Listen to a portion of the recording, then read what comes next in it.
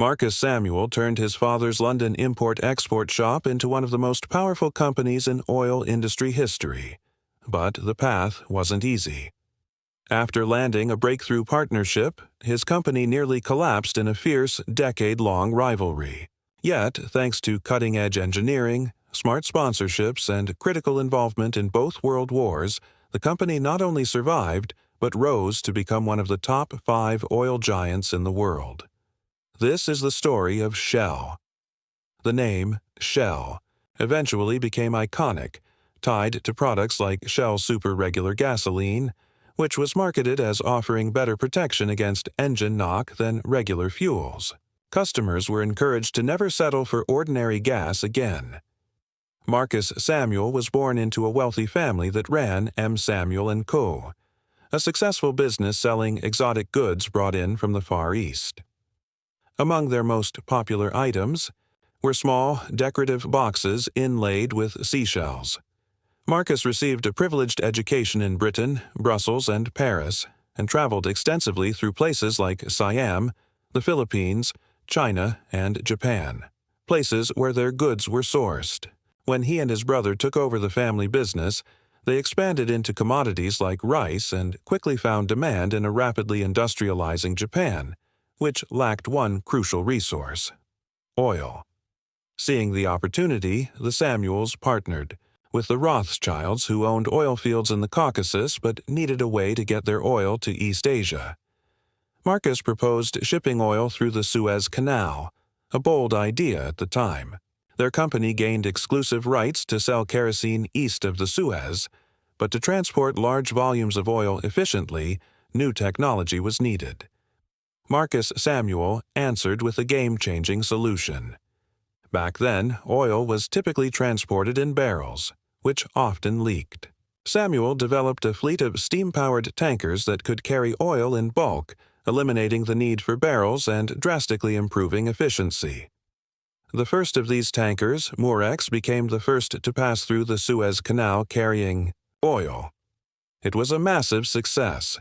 Within a few years, Shell tankers had made over 70 trips through the Suez.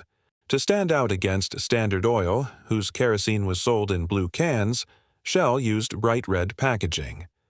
The branding worked.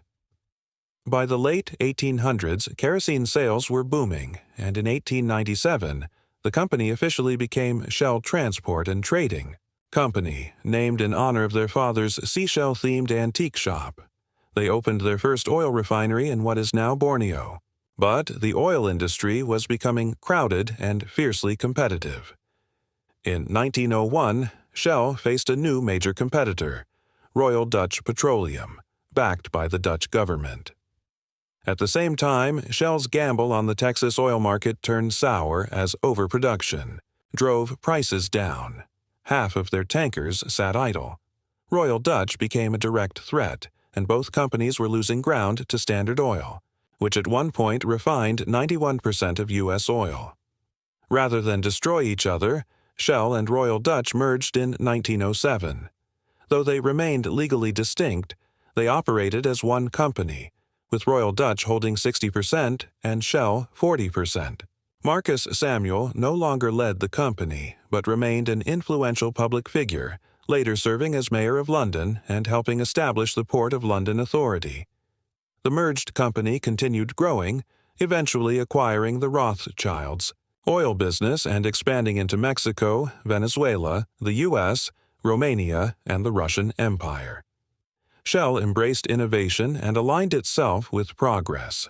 The company sponsored the groundbreaking 1907 Peking to Paris Motor Rally, which was won by a car fueled with Shell gasoline. In 1909, Louis Blériot made the first airplane crossing of the English Channel using Shell fuel. The company also powered the first successful transatlantic flight. During this time, Shell developed its now famous red and yellow branding and its iconic seashell logo, which became a global symbol. With the rise of cars and airplanes, global oil demand surged, and Shell was ready. Meanwhile, Standard Oil was forced to break up due to antitrust laws, forming several companies like Exxon and Mobil. Ironically, analysts later said that if Standard Oil had stayed intact, it might have been worth $1 trillion by the year 2000. From 1897 to 1927, Shell's value grew from $1.8 million to $26 million, the modern equivalent of hundreds of millions. World War I brought new challenges. Shell became a key supplier to the Allies, particularly in aviation fuel. But in 1916, Germany invaded Romania and destroyed a major Shell oil field, wiping out 17% of the company's global production. Despite this, Shell rebounded, and by 1930 it had become the world's largest oil producer, delivering 10% of global crude oil. During wartime, the British government commandeered Shell's tankers for military use. Marcus Samuel was honored with the title of Viscount in 1927, recognizing his achievements in both business and public service. Shell built its global headquarters, Shell Mex House, in London, and by 1935 employed 180,000 people around the world. After World War II, the company expanded aggressively into new territories like Africa, South America, Borneo, and the Niger Delta, using cutting-edge tools like 3D seismic imaging and improved drilling technology. However, not all of its research would be made public. In the 1980s, Shell's own internal scientists, along with researchers at Exxon, found compelling evidence that rising CO2 emissions could have catastrophic effects on the planet.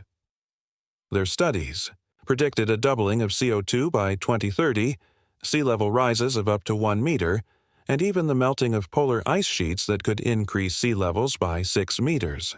They warned of threats to agriculture, freshwater supplies, and ecosystems.